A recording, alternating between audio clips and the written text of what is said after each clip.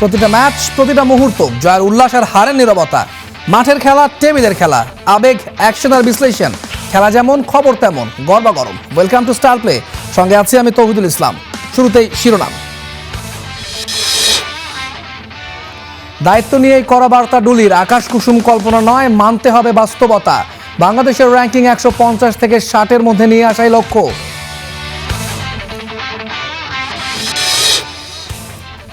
ডুলিকে দেশে আনার পর চুক্তির ঘোষণা দিল বাফুফে। নিজেদের আয়োজন নয়, পরিচয় করানো হলো সাংবাদিকদের অনুষ্ঠানে।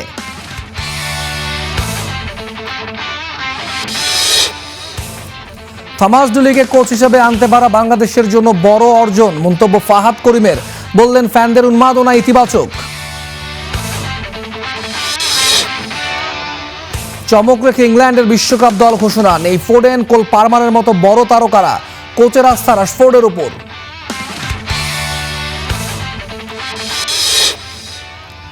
জমজমাট বিসিবি নির্বাচনের আভাস। বি ক্যাটাগরিতে 12 পদের বিপরীতে জমা পড়েছে 18 মনোনয়নপত্র। এতে 10 পদের বিপরীতে লড়বেন 14 জন।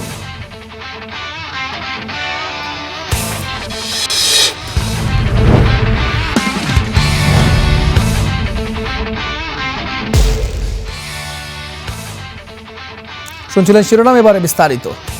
দায়িত্ব নিয়ে ফুটবলারদের কড়া বার্তা দিলেন থমাস ডুলি। আকাশ কুসুম কল্পনা করতে হবে, বাস্তব চিত্র রাখতে হবে, নিজেদের উপর ভরসা। বাংলাদেশকে র্যাঙ্কিংয়ে 150 থেকে 160-এর মধ্যে উঠিয়ে আনার লক্ষ্য এই জার্মান কোচের। অনেক লুকোচুরির পর অবশেষে সবার সামনে আনা হলো থমাস ডুলিকে। হামজা জামালদের নেক্সট হেড কোচ এই জার্মান। 2 বছরের চুক্তি, সাথে ভালো করতে না পারলে 3 মাসের অগ্রিম বেতন দিয়ে বিদায়ের টার্মও রাখা হয়েছে। বাংলাদেশে এসেই ফানুস উড়াতে চান না এই জার্মান কোচ। পা মাটিতে রেখে বাস্তব পরিকল্পনা নিয়ে এগোতে চান। সেটা হতে পারে র্যাঙ্কিংয়ে 150 থেকে 160-এর মধ্যে আসা। আমাদের রিয়েলিস্টিক পরিকল্পনা করতে হবে, সেটা বাফুফেকেও। সেটা হতে পারে র্যাঙ্কিংয়ে উন্নতি, হতে পারে 150 থেকে 160-এর মধ্যে উঠে আসা। আমি ফুটবল খেলতে পছন্দ করি, শেখাতে নয়। সেজন্য আগেই বার্তা দিয়ে রেখেছেন ফুটবলারদের। করতে হবে মানসিক পরিবর্তন। মানসিক পরিবর্তন আনতে হবে, বিশ্বাস রাখতে হবে। সেজন্য বাস্তব পরিকল্পনা খুবই জরুরি।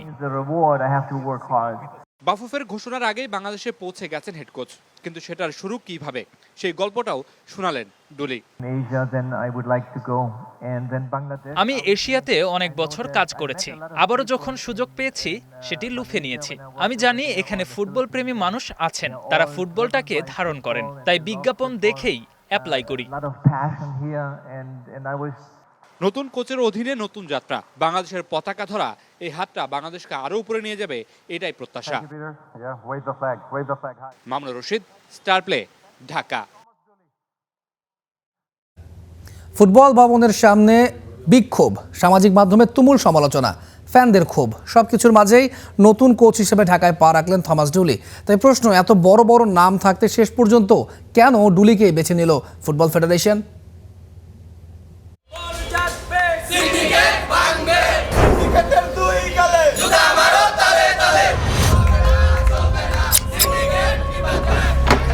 আন্দোলন সমালোচনাকে বাফুফের কিক অফ। ফুটবল ভবনের সামনে ভক্তদের গগনবিদারী প্রতিবাদকে তুড়ি মেরে উড়িয়ে ঢাকায় পা রাখলেন থমাস ডুলি। বাংলাদেশ ফুটবল ফেডারেশনের খামখেয়ালিতে কোলম্যানকে হারানোর পর আলোচনায় আসেন ডুলি। এরপর থেকেই বাফুফের সামনে টানা আন্দোলনে ফুটবল ফ্যানরা, তাতে থোড়াই কেয়ার। শুক্রবার সকালে হুট করে বাফুফের পেইজে একটা পোস্ট, তাতে পরিষ্কার ডুলি পাচ্ছেন দায়িত্ব। কিছু পরেই ঢাকায় হাজির এই কোচ। ফ্যানরা নিরুপায়, অসহায়, আর কিছুই করা গেল না। রোজারিও মিকেল কোলম্যান, ব্রায়ান স্টর্কের ভিড়ে যখন ক্লাসের লাস্ট বয় জিতে যায় বাজি, তখন প্রশ্ন জাগে, কে এই ডুলি? জন্মসূত্রে জার্মান হলেও খেলোয়াড়ি জীবন কেটেছে যুক্তরাষ্ট্রের জার্সিতে। 7 বছরের আন্তর্জাতিক ক্যারিয়ারে 81 ম্যাচে করেছেন 7 গোল। যুক্তরাষ্ট্রের হয়ে 2টি বিশ্বকাপ খেলার অভিজ্ঞতাও আছে তার, যার মধ্যে 1998 বিশ্বকাপে ছিলেন অধিনায়ক। ক্লাব ফুটবলেও আছে সাফল্য। বায়ার লেভারকুসেন ও শালকের মতো জার্মান ক্লাবে খেলেছেন, যার মধ্যে 1997 সালে শালকের হয়ে যেতেন উয়েফা কাপ। এছাড়া এফসি কাইজার স্লাউটার্নের হয়ে 1990-91 মৌসুমে জেতেন বুন্দেসলিগার শিরোপাও। খেলা ছেড়ে পা রাখেন কোচিং ক্যারিয়ারে। 2011 থেকে 2014 সাল পর্যন্ত যুক্তরাষ্ট্র জাতীয় দলের প্রধান কোচ ইয়র্গেন ক্লিন্সম্যানের সহকারী কোচ হিসেবে কাজ করেন। অভিজ্ঞতা আছে এশিয়ান ফুটবলে কোচিং করানোর। তার অধীনে ফিলিপাইন প্রথমবারের মতো আনবিটেন থেকে এশিয়ান কাপের মূল পর্বে জায়গা করে নেয় এবং পৌঁছে যায় নিজেদের ইতিহাসের সর্বোচ্চ ফিফা র্যাঙ্কিংয়ে। সবশেষ গায়ানার ডাগ আউটে দাঁড়িয়ে শেষ 4 ম্যাচে আছে শতভাগ জয়। তবে এশিয়ার সেরা দল বাংলাদেশের কোচ হওয়ার দৌড়ে ছিল আরো বড় বড় নাম। তাদের পেছনে ফেলে ডুলি কিভাবে জিতে নিল বাজি, সেটি এখন বড় প্রশ্ন। KM Sony, star play. Bangladesh ফুটবলের নতুন অধ্যায় শুরু হয়েছে। দীর্ঘ আলোচনা সমালোচনা আর অপেক্ষার পর অবশেষে জাতীয় দলের হেড কোচ হিসেবে দায়িত্ব নিয়েছেন বিশ্বকাপ খেলার অভিজ্ঞতা সম্পন্ন জার্মান বংশোদ্ভূত মার্কিন কোচ থমাস ডুলি। ফেডারেশনের সহসভাপতি ফাহাদ করিম বলছেন, 43 বছরের অভিজ্ঞতা আর আন্তর্জাতিক পর্যায়ের কাজের অভিজ্ঞতায় ডুলিকে অন্যদের থেকে আলাদা করেছে। তবে কোচ নিয়োগ ঘিরে বিতর্ক, ফ্যানদের আন্দোলন আর স্বচ্ছতার দাবি নিয়েও কম আলোচনা হয়নি। সবকিছুর মাঝেই এখন প্রশ্ন একটাই, হামজা সমিতদের নিয়ে বাংলাদেশের ফুটবলে কাঙ্ক্ষিত পরিবর্তন আনতে পারবেন তো থমাস ডুলি? কোলম্যান, রোজারিও মিকেল, বিয়ান স্টককে পেছনে ফেলে হামজা সমিতদের হেড কোচের দায়িত্ব নিয়েছেন জার্মান বংশোদ্ভূত মার্কিন কোচ থমাস ডুলি। দায়িত্ব বুঝে নিতে এরই মধ্যে পাও রেখেছেন ঢাকায়। বিশ্ব ফুটবলে 43 বছরের অভিজ্ঞতা সম্পন্ন এই কোচের সাথে চুক্তি করতে পেরে খুশি বাংলাদেশ ফুটবল ফেডারেশন। সহসভাপতি ফাহাদ করিম ব্যাখ্যা করলেন তার কারণটাও।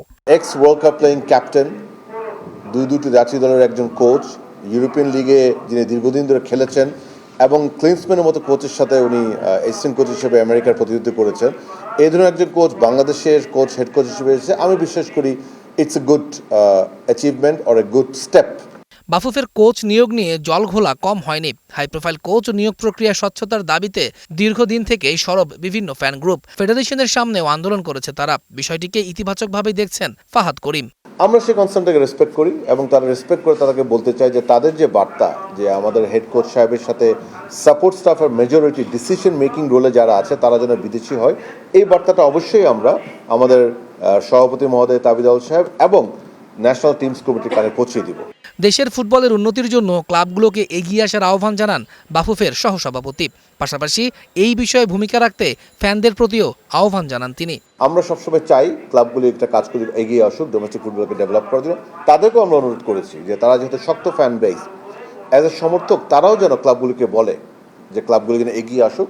থমাস ডুলির সাথে ঠিক কতদিনের চুক্তিতে গেছে বাফুফে তা এখনো পরিষ্কার করেনি ফেডারেশন। ওনার কন্ট্রাক্ট ডিটেইলস কিংবা সেই জিনিসগুলো আমাদের সভাপতি মহোদয় বলবেন in due time for sure. যুক্তরাষ্ট্র জাতীয় দলের হয়ে 2টি বিশ্বকাপ খেলেছেন থমাস ডুলি। ক্লিন্সম্যানের অধীনে 3 বছর কাজ করেছেন সহকারী কোচ হিসেবেও। ফিলিপাইনকে অপরাজিত রেখে এশিয়ান কাপের মূল পর্বে নিয়ে যাওয়ার পাশাপাশি দলটির ইতিহাসে সর্বোচ্চ বিশ্ব র্যাঙ্কিংও অর্জন করিয়েছেন। সব মিলিয়ে থমাস ডুলিকে ঘিরেই এখন স্বপ্ন বুনছে বাংলাদেশ ফুটবল ফেডারেশন।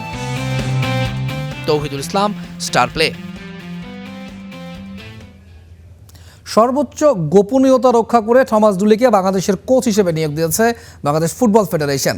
তবে নিজেদের কোনো অনুষ্ঠান নয়, সাংবাদিকদের এক অনুষ্ঠানে তাকে কোচ হিসেবে পরিচয় করে দিয়েছে বাফুফে। থমাস ডুলি আজকে প্রথম বাংলাদেশে পা রেখেছেন এবং প্রথম দিনে তার সারাদিনের কার্যকলাপ নিয়ে বিস্তারিত জানাচ্ছেন ইয়াসির আরাফাত সবুজ। কোচ নিয়োগে বাফুফের সর্বোচ্চ গোপনীয়তা। কথা ছিল কোচের সঙ্গে চুক্তি হলেই জানিয়ে দেওয়া হবে।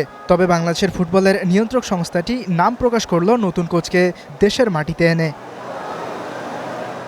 শুক্রবার একদম সকালে কোনো পূর্ব ঘোষণা ছাড়াই হামজা সমিতদের দায়িত্ব নিতে বাংলাদেশে আসেন Thomas ডুলি। We'd like to present to you Thomas Dooley, the next coach of the Bangladesh national men's team. নতুন হেড কোচ হিসেবে থমাস ডুলিকে মিডিয়ার সামনে বাফুফে নিজস্ব কোনো আয়োজন করেও নিয়ে আসেনি। বাংলাদেশ স্পোর্টস প্রেস অ্যাসোসিয়েশনের অ্যাওয়ার্ড প্রোগ্রাম অনুষ্ঠানে ডুলিকে বাংলাদেশ জাতীয় দলের হেড কোচ হিসেবে আনুষ্ঠানিকভাবে পরিচয় করান বাফুফে সভাপতি তাবিদ আউয়াল। Informal introduction to the বাংলাদেশের ফ্যানদের সম্পর্কে ভালোই খবর রেখেছেন ডুলি। তার মতে বাংলাদেশের ফ্যানরাই এক একজন coach. They are all driven by football. বাংলাদেশের ফ্যানদের জন্য আমি প্রস্তুত। আমি জার্মান থেকে এসেছি এবং জার্মানিতে একই রকম। আসলে এখানেও বাংলাদেশে আমি জানি না, হয়তো 10 লাখ কোচ ঘরের বাইরেই ঘোরাঘুরি করছে।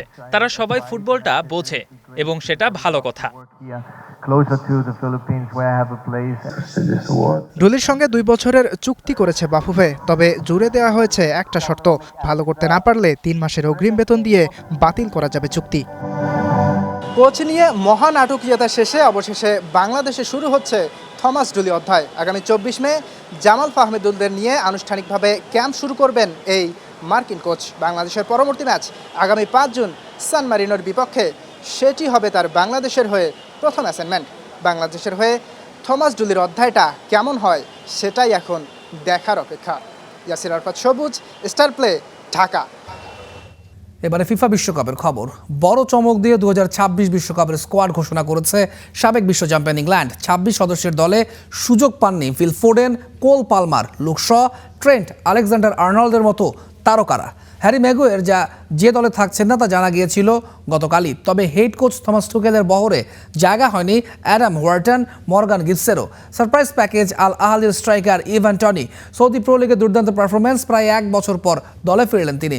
চোট থাকা সত্ত্বেও টিনো লিভারমেন্ট আর ভিজেট স্পেসটিকে গেছেন 26 সদস্যের বহরে। স্কোয়াডের বাকি নামগুলো প্রত্যাশিত। গোলবারে এভারটনের পিকফোর্ড, প্যালেসের ডিন হেন্ডারসনের সঙ্গে ম্যান সিটির জেমস ট্রাফোর্ড। থমাস টুকেলের বিশ্বাস এই দল নিয়েই 6 দশকের আক্ষেপ ঘোচাবে 3 লায়ন্স। এবারের বিশ্বকাপে এল গ্রুপে খেলবে ইংল্যান্ড। 17 জুন ডালাসে ক্রোয়েশিয়ার বিপক্ষে মাঠে নামবে তাদের বিশ্বকাপ মিশন শুরু হবে।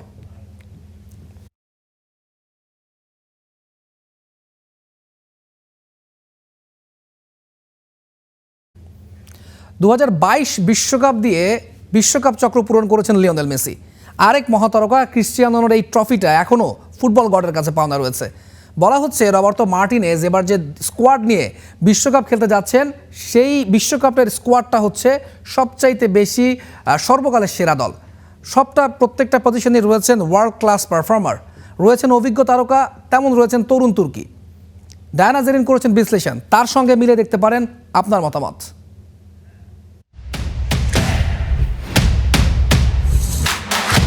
Portugal golden generation 2.0 loading. খাতা কলমে এই দলটা পর্তুগিজ ফুটবল ইতিহাসের অন্যতম সেরা দলের নমুনায় 1 নম্বর শর্ত স্কোয়াড ডেপথ আর ব্যালেন্স। এবারকার পর্তুগাল বিশ্বকাপ দলের স্পেশাল ফিচার প্রতিটা পজিশনে world class backup.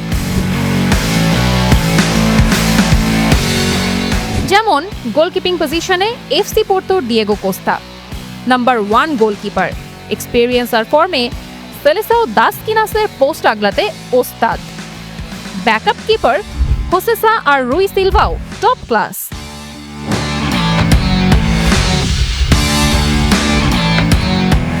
Portugal defence experience আর ইয়াং গানের রেয়ার কম্বো। ম্যান সিটির Ruben Dias the main man. Full back পজিশনে বার্সার জোয়াও কানসেলো, পিএসজির নুনো মেন্দেজ আর ম্যানিউর ডিয়েগো দালোতের প্রেজেন্স। আক্রমণ আর লক্ষণ ultimate balance. Matheus Nunes, Semedo, Inacio, ভেইগারাও দুর্দান্ত।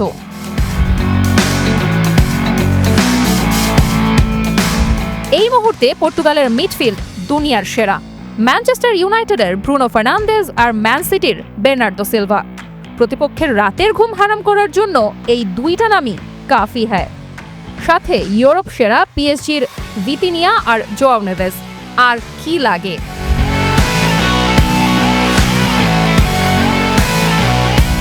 আক্রমণে মহাতারকা ক্রিস্টিয়ানো রোনালদো তো আছেনই। রাফায়েল লেয়াও, গনসালো রামোস আর জোয়াও ফেলিক্সের পটেনশিয়াল নিয়ে কোনো প্রশ্ন নেই। মার্টিনেজের যে কোনো ফরমেশনেই ফিট ইন হতে পারে তারা।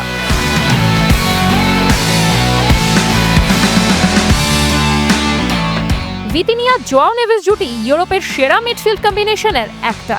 ক্লাব ফুটবলে Bruno Fernandes, Silva, arch rival. Portugal জার্সিতে দলের মিডফিল্ড জেনারেল। মাঝ মাঠে খেলা বানানো, গোল বানিয়ে দেওয়া আর গোল করা, একের ভিতরে 3। উইং দিয়ে রাফায়েল লেয়াও বা পেদ্রো নেতোর গতি।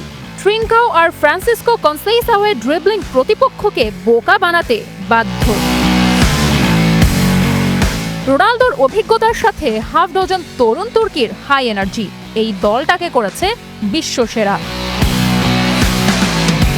জোয়াও পালিনিয়ার মতো পিওর ডিফেন্সিভ ডিস্ট্রয়ার স্কোয়াড থেকে বাদ পড়ায় মিডফিল্ডের ঠিক নিচে ডিফেন্স প্রোটেকশনে বিপাকে পড়তে পারে পর্তুগাল। 41 বছর বয়সী রোনালদোর গোল করার ক্ষমতা নিয়ে কোনো কথা নেই, তবে হাই প্রেসিং ফুটবলে তার কমে আসা গতি অনেক সময় দলের ট্রানজিশন স্লো করে দিতে পারে। কুইক কাউন্টারে বিপাকে পড়তে পারে দল। এই মহাতারকাকে কোন রোলে খেলাবেন কোচ মার্টিনেজ? স্টার্টিং নাকি ইম্প্যাক্ট সাব? কোটি টাকার প্রশ্ন। আরেকটা প্রশ্ন হলো, এই দলটার বিশ্বকাপ জেতার সম্ভাবনা কতটুকু? শক্তি দুর্বলতার হিসাব আর বেটিং মার্কেটের ডেটা বলছে 2026 বিশ্বকাপে পর্তুগাল ট্রফি জেতার তালিকায় সেরা 4 দলের একটা। মজার বিষয় হচ্ছে, ইউরোপ সেরা পিএসজির 4, ম্যান সিটির 3 আর স্পোর্টিং সিটির একাধিক ফুটবলার আছে এই পর্তুগাল দলে। মানে হচ্ছে, কোর কেমিস্ট্রিতে রোনালদোর পর্তুগাল আগে থেকেই তৈরি। Diana Zarin, star play. 6 মহাদেশ, 48 দল, ফিফা বিশ্বকাপের বাকি মোটে 20 দিন। দলগুলো অংশ নেওয়ার জন্য শেষ মুহূর্তের প্রস্তুতিতে ব্যস্ত। ঠিক বিপরীতে অপেক্ষার প্রহর গুনছেন ভক্তরা। স্টার প্লের এই বিশ্বকাপ নিয়ে নিয়মিত আয়োজন, দল পরিচিতি। আজ থাকছে এশিয়ার অন্যতম শক্তি হয়ে ওঠা জর্ডানের গল্প।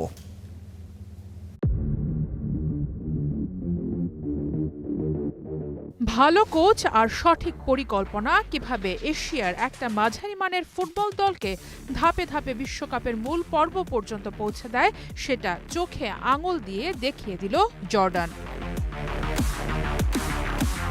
এশিয়ান ফুটবলে ধারাবাহিক সাফল্য, 2014-তে আন্তঃমহাদেশীয় বিশ্বকাপ প্লে অফ আর সবশেষ 2023 এএফসি এশিয়ান কাপে ইতিহাস গড়ে ফাইনাল খেলেছিল জর্ডান। শিরোপা জিততে পারেনি ঠিকই, কিন্তু এই একটা ফাইনালের আত্মবিশ্বাস বদলে দিয়েছে পুরো দলকে।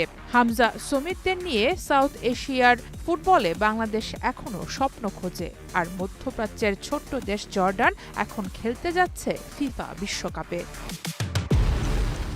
বিশ্বকাপ বাছাইয়ে কঠিন এক গ্রুপে পড়েছিল জর্ডান। প্রতিপক্ষ ছিল South Korea, Iraq, Oman, Palestine আর কুয়েতের মতো দল। কিন্তু দ্রুত counter attack, rock solid defence আর দুর্দান্ত টিমওয়ার্ক সব মিলিয়ে প্রতিপক্ষের জন্য কঠিন হয়ে ওঠে এই দলটা।